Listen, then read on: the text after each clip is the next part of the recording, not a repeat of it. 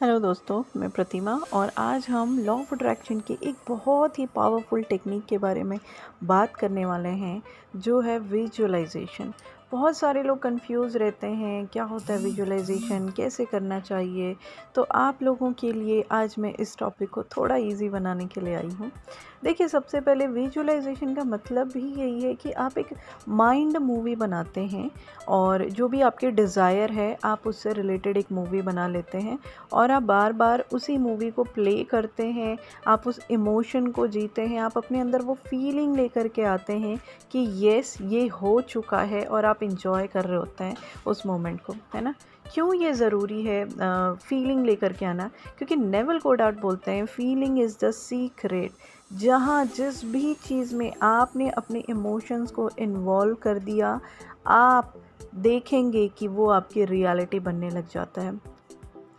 Neville Goddard जो है वो केवल विजुअलाइजेशन पर ही वर्कशॉप लेते थे और उनका जो पहला टास्क होता था जो वो अपने स्टूडेंट्स को देते थे, वो ये होता था कि वो उनको बोलते थे कि आपको 3 डेज़ तक रात को सोने से ठीक पहले ये विजुअलाइज करना है कि आप एक लेडर के ऊपर में चढ़ रहे हैं, उतर रहे हैं। इस तरीके से बार बार आपको विजुअलाइज करना है और आप तब तक नेक्स्ट उनकी वर्कशॉप अटेंड नहीं कर सकते थे जब तक आपने सच में वो मैनिफेस्ट ना कर लिया हो, है ना। कितना इंटरेस्टिंग।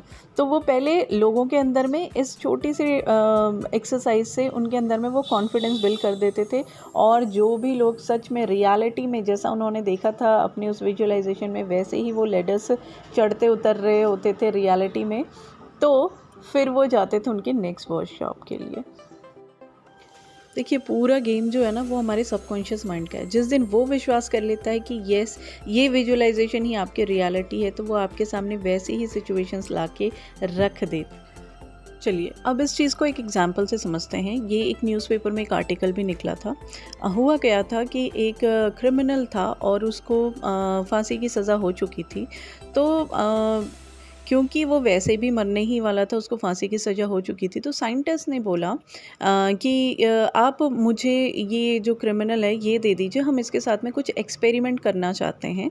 और वो साइंटिस्ट उस क्रिमिनल को अपने साथ में ले कर के गए और उन्होंने वो जो आदमी था जिसने इतने सारे क्राइम किए थे, जिसे फांसी की सज़ा हो गई थी, उसे सिर्फ एक चीज़ बोली कि अब तुम्हारी फांसी की सज़ा कैंसिल हो गई है, लेकिन अब हमारे पास ये ऑर्डर आया कि तुम्हें एक सांप से कटवाना है और फिर अब तुम उस सांप के काटने से तुम्हारी डेथ होगी।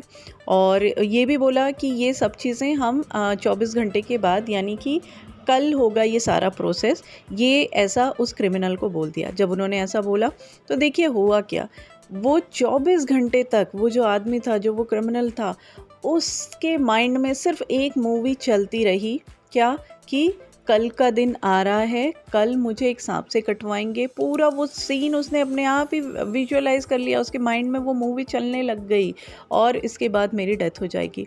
24 घंटे तक वो डर से थरथरा रहा था, बार बार यही सोच करके।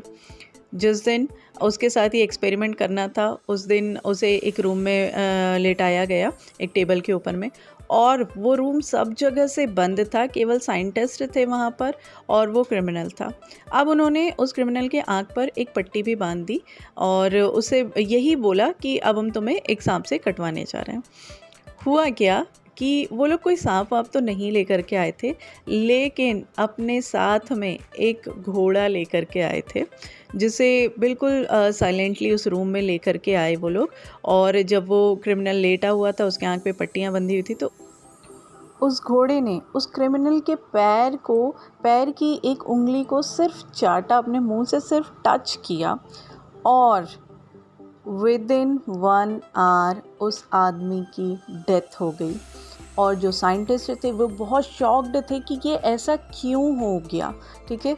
और जब उसकी पोस्टमार्टम रिपोर्ट आई तो उसमें भी उसकी बॉडी में सांप का जहर पाया गया, जबकि उस रूम में दूर दूर तक कोई सांप नहीं था।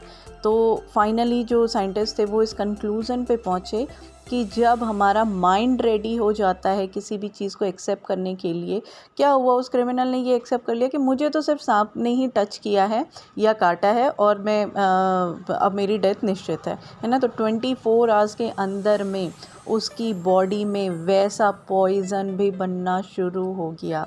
ये है हमारे सबकॉन्शियस माइंड की पावर।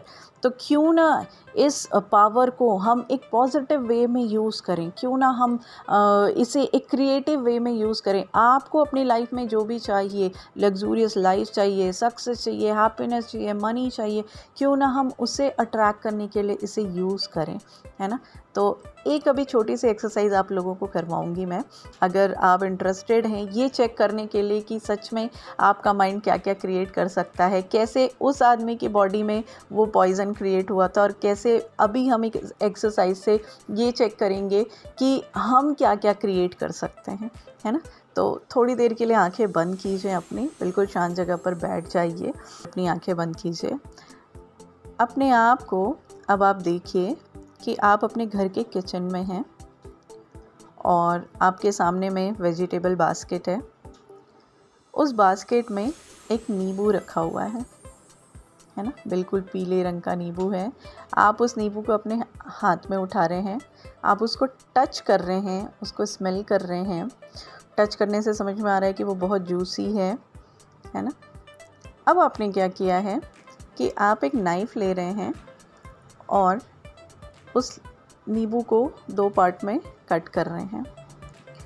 एक पार्ट आपने अपने हाथ में पकड़ा और उसके कुछ ड्रॉप्स आप अपने मुंह में उस नींबू की कुछ ड्रॉप्स डाल रहे हैं, और जैसे ही वो ड्रॉप आपके मुंह में गया,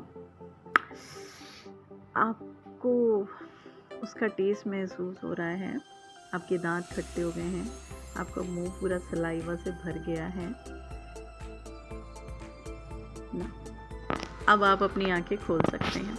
अब मुझे ये बताइए कि क्या सच में आप अभी उस टेस्ट को महसूस कर पा रहे हैं, उस लेमन के टेस्ट को, या आपके मुंह में पूरा सलाइवा भर गया है, आपके दांत खट्टे हो गए हैं। If yes then let me know in the comment box. ज़रूर कमेंट करके बताइए।